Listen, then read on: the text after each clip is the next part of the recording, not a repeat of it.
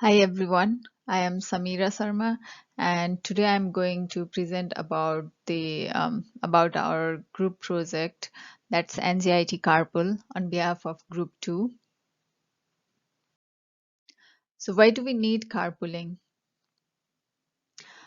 Carpooling, it's basically a ride-sharing mechanism, and it's very important for because it helps in cost reduction. It also helps in reduction in traffic congestion, as there would be less vehicle if people share their vehicles with other people. And apart from that, carpooling also saves our time, as we won't be driving all the time. If we share our ride with other people, we will get time to do other stuff which are more important. And it also helps to create a social link, which is very important for our mental and emotional health, as we will be meeting new people and we'll learn about their experiences, and that's uh, too good for the health. Talking about our application, NJIT Carpool app, it's developed as an Android application, and it's basically its purpose is to provide easier ride-sharing platform through mobile application. And this application has a registration mechanism by which user is first registered and then is allowed to log into application and do other stuff. And there are two separate login modules um, developed for riders and for the consumers. Talking about the platform and programming languages that are being used, this application is basically developed in Android platform, and Android, it's Google platform, which is open and free software stack that includes operating system, middleware, and key applications for use on mobile devices, including smartphones. So we used Android Studio as IDE for building this application. Talking about Firebase, it's uh, used for storing authentication information as well as real-time database, real-time information about the maps and other user information. Uh, so Firebase, it's added to the project using some of these steps like creating a account on Firebase console and adding SDKs to the project and so on. We have also used GeoFire. It's an open source library that allows to store and query set of keys based on geographical location. So we are using map here, and GeoFire makes it easier to get the real-time data and store it in Firebase database. So that's the purpose of using it. Talking about the architecture design of our application, so basically there are three modules. First one is login or registration module, through which user is able to register, or if the registration is already done for user, he or she would be able to log into application using this module. And if it's driver who logged into application, there would be a different driver module from which will just show the driver's current location. And once he's done with his stuff, he can just log out of the application. And that's a user login module. User module, sorry. So once the user logs in to the application, there will be this module from which user will be searching for the nearest rider and performing the operations. So this is just the snippet of our application and how it works.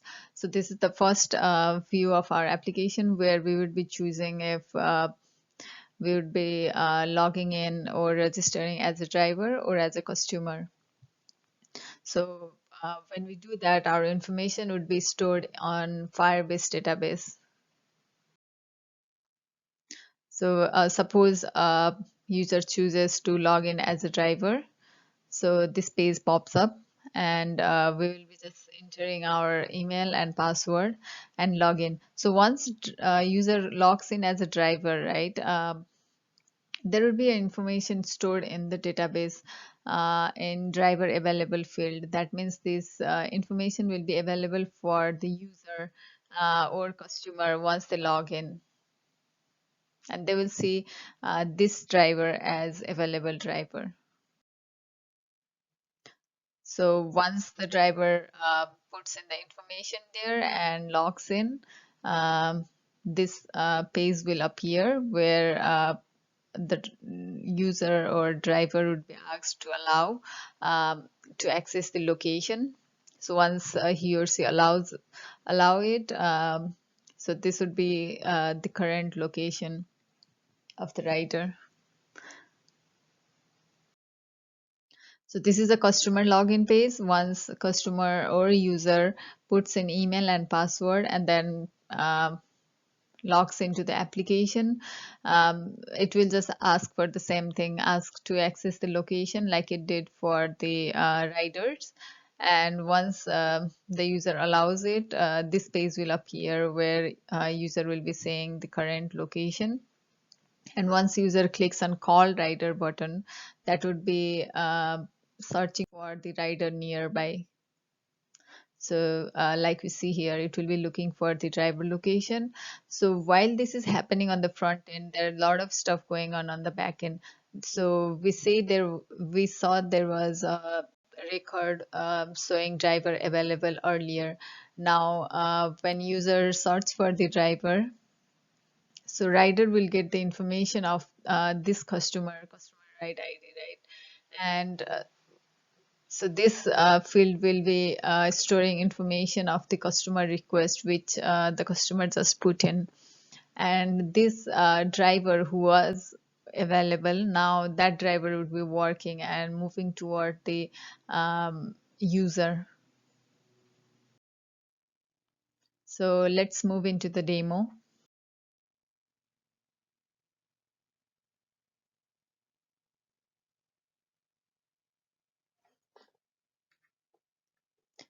So that's the first page where we saw there's no information in driver available. Now we are running the application and it's being run on emulator. So the user logs in as a driver now.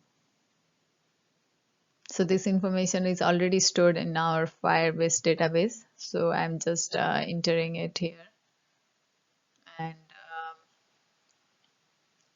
logging in using this credential.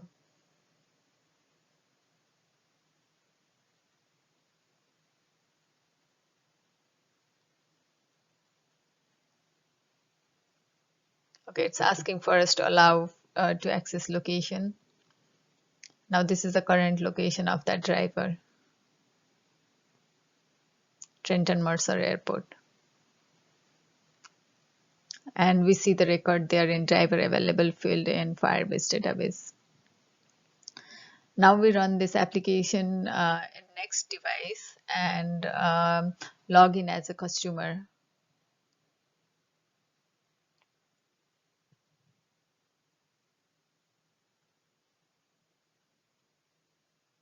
Yeah, it's running now.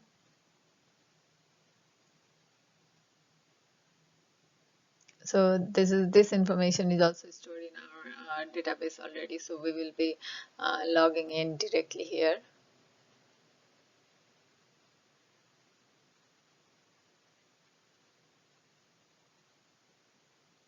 Allowing to access the location. So the current location of user is Park Wave. I mean the customer. So we call the writer, it's looking for driver location, and yeah, it finds the driver there. So we can just log out once we are done. So this is the presentation. That's all. Thank you.